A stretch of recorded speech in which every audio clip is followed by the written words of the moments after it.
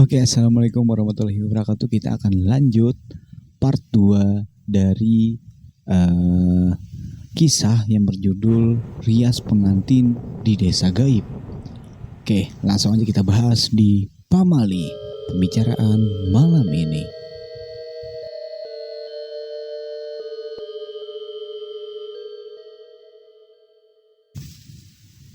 Jadi, setelah ditinggal Eko pulang, Hesti dan Putri mengeluarkan peralatan pengantin dari dalam kotak dan menata beberapa baju pengantin di sebuah rak. Setelah itu, mereka istirahat untuk menunggu besok. Singkat cerita, keesokan harinya, Hesti mau memanggil pengantin wanita untuk dirias. Ternyata, pengantin wanitanya ini sangat-sangat cantik. Berkulit putih tanpa ada bekas make up di wajahnya. Jadi, cantiknya itu alami banget. Ya maklumlah, gadis desa yang mungkin belum kenal yang namanya make up.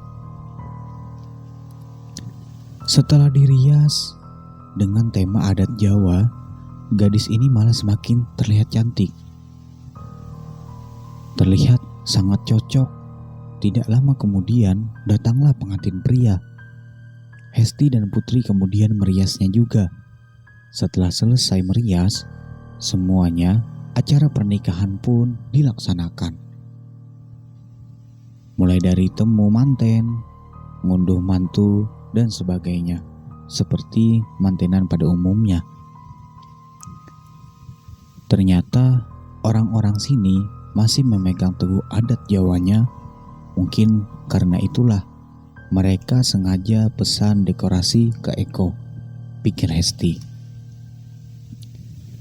Singkat cerita, semua acara pun sudah selesai. Selama mereka berempat berada di desa itu, tidak ada yang aneh. Semua berjalan seperti biasa. Hanya saja desa ini terlihat sangat tertinggal karena semua tamu yang berdatangan itu tidak ada yang menggunakan kendaraan, alias cuman jalan kaki. 2 hari kemudian Eko datang lagi ke desa tersebut untuk menjemput istrinya dan membongkar dekorasinya. Eko kembali bersama Galang dan melewati jalan yang sama. Tapi kali ini Eko kesananya sore karena kalau malam jalannya cukup seram. Sesampai di desa, Eko langsung menemui istrinya dan Galang langsung menemui Rudi dan Imam. Ketika sedang berada di dalam rumah, terlihat ada satu orang yang mendatangi Eko yang mungkin itu adalah Bapak Cokro yang dibilang Eko waktu itu. "Mas, saya Pak Cokro. Acaranya sudah selesai. Kalau mau dibongkar, silahkan." "Tunggu nanti malam aja Pak, sekalian bubaran," jawab Eko. "Sebenarnya sudah selesai dari kemarin.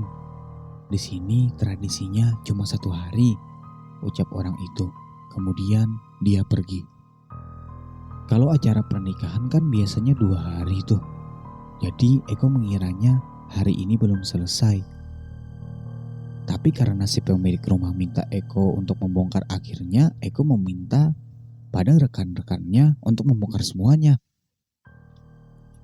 Setelah selesai dibongkar, Pak Cokro mendatangi Eko lagi dan memberikan sebuah kotak yang terbuat dari kayu. "Terima kasih ya Mas, ini ada upah buat kamu dari saya," ucap Pak Cokro. Eko kemudian membuka kotak kayu itu dan di dalam kotak itu isinya adalah sejumlah uang ratusan ribu. Karena sungkan, Eko bilang nih ke Pak Cokro, "Pak, ini buat apa? Kok banyak banget?"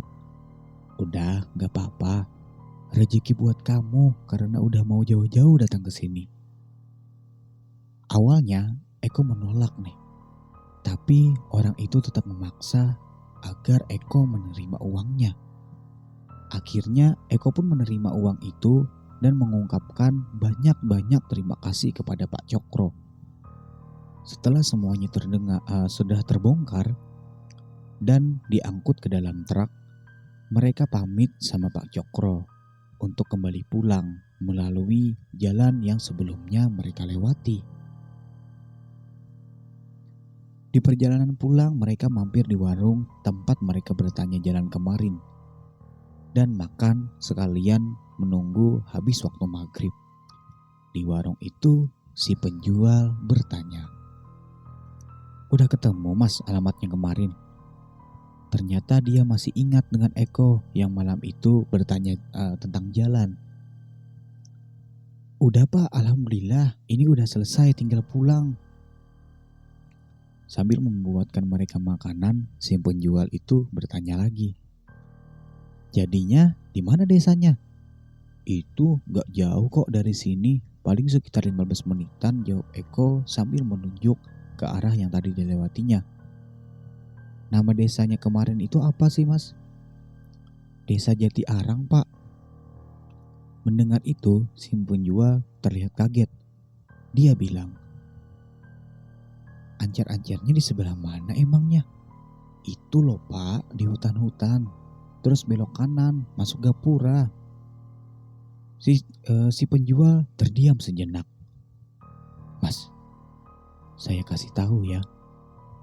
Sejak kecil saya hidup di daerah sini dan saya belum pernah dengar desa itu. Apalagi di dekat sini." "Hah, masa sih pak? Tapi tadi ada kok orang kita habis bongkar pasang pernikahan di sana." "Gini loh mas, di hutan itu tidak ada desa.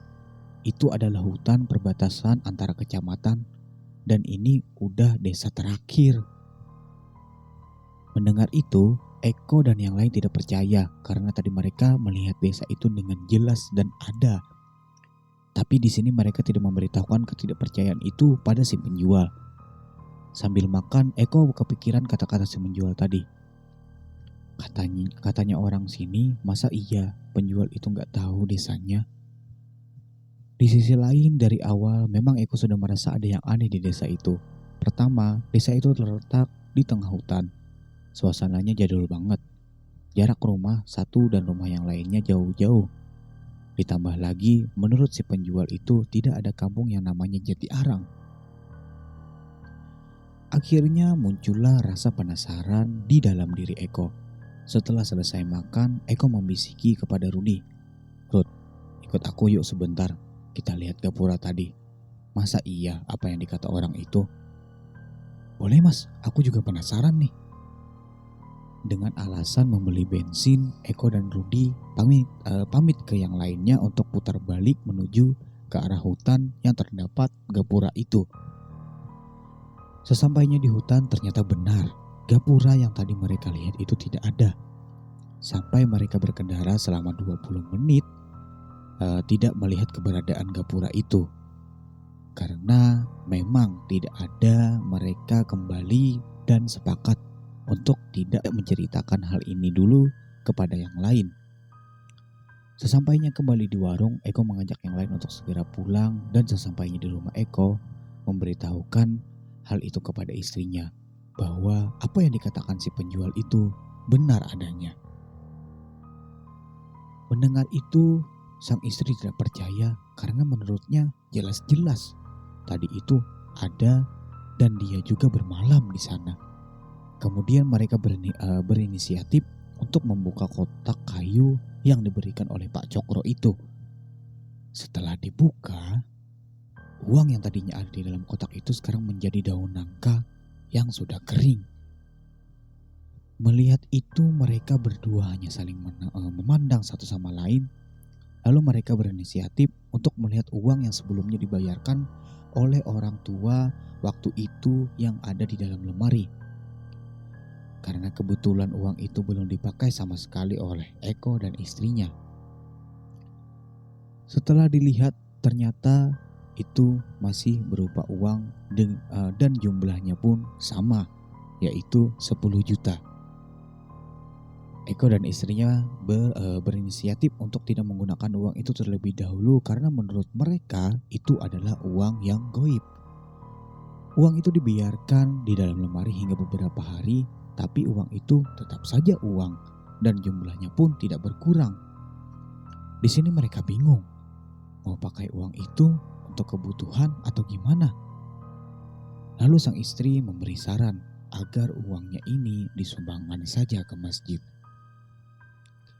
Mereka pergi menemui takmir masjid di kampungnya untuk menyumbangkan sekaligus memberitahukan soal uang itu. Tapi menurut takmir masjid yang mereka temui itu tidak apa-apa. Anggap saja itu adalah rezeki. Karena kan di sisi lain gak ada yang dirugikan.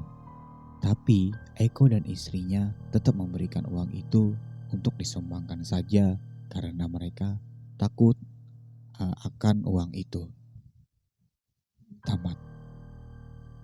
Oke, jadi untuk part 2-nya ini agak singkat ya. Nah, jadi jujur saya pribadi Om Henry itu ngebaca ini secara otodidak. Jadi nggak dibaca dulu sampai awal sampai akhir. Jadi agak belepotan atau apa karena emang langsung dari awal sampai akhir ngebacanya. Nah, jadi nggak tahu part 1 part 2 itu agak lebih panjang atau agak lebih sedikit. Cuman yang dari aku tangkap dari cerita ini, si Eko sudah menerima sebuah uang yang dimana uang tersebut adalah sebenarnya pemberian dari makhluk gaib. Nah, cuman di sini si Eko pun kalau kita anggap juga itu sebenarnya uang halal. Kenapa uang halal? Ibaratnya kan dia udah bekerja juga nih sampai mendirikan tenda atau dekorasinya, menyiapkan segala macam rias pengantin juga oleh istrinya. Jadi timbal baliknya cocok aja lah karena uangnya itu nggak hilang atau berubah jadi daun nangka juga seperti yang ada di dalam kotak tadi. Jadi kesimpulan ceritanya ini mungkin kalau dari saya pribadi kita harus teliti dulu sama bagi yang kalian usaha rias pengantin nih, kita harus teliti dulu sama konsumen karena kita tidak tahu bakalan terjadi atau bakalan ada peminat dari makhluk gaib. Nah, jadi sekian dulu untuk episode kali ini. Mungkin bagi kalian yang punya cerita-cerita horor, pengalaman-pengalaman pribadi yang horor, bisa ceritakan di kolom komentar atau DM Instagram @omstriphendry17. Karena aku sangat senang banget antusias kalian buat menceritain kejadian-kejadian horor yang di luar nalar. Oke. Sekian dari channel Om Henry dan Pamali, pamit undur diri. Wassalamualaikum warahmatullahi wabarakatuh.